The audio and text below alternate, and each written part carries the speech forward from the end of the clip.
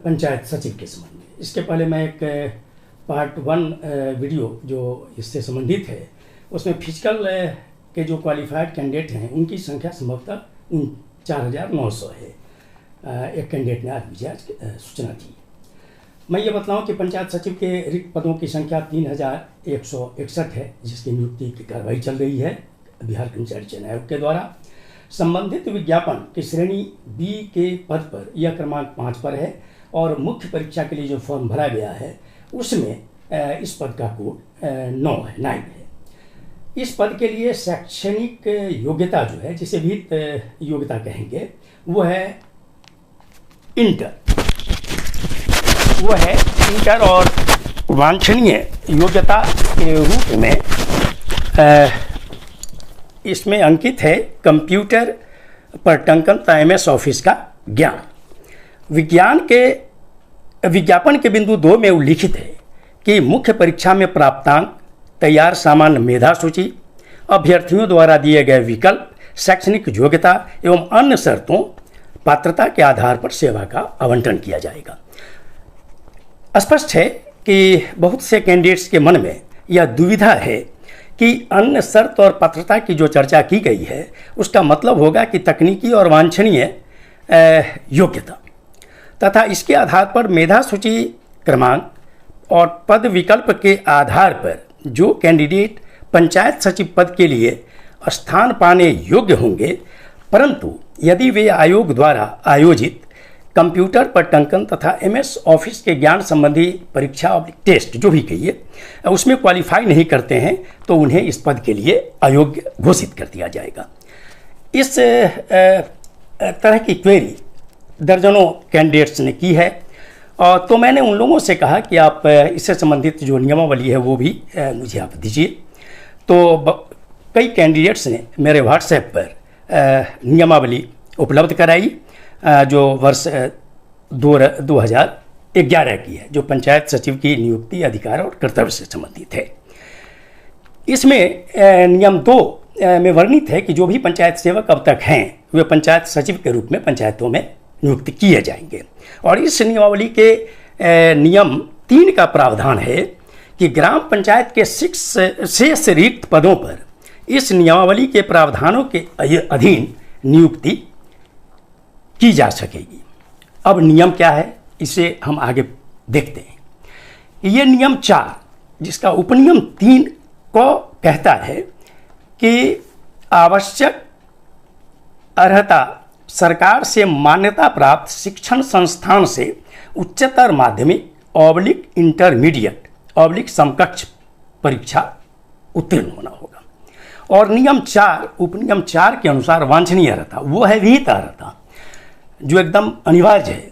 और वांछनीय अर्हता कहता है कि कंप्यूटर संचालन यथा कंप्यूटर पर टंकन तथा MS ऑफिस का ज्ञान।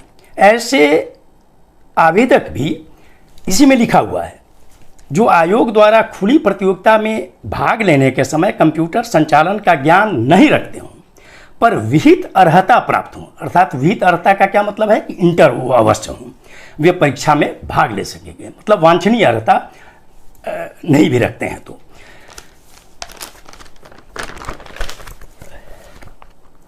परंतु नियम 5 के अधीन इसी में आगे लिखता है कि नियम 5 के अधीन विहित परिवीक्षा अवधि, इसका मतलब होता है प्रोबेशन पीरियड के दौरान सामान्य प्रशासन विभाग की अधिसूचना संख्या 1609 दिनांक 24/5/2011 द्वारा यथानियत वांछनीय अर्हता प्राप्त करनी होगी।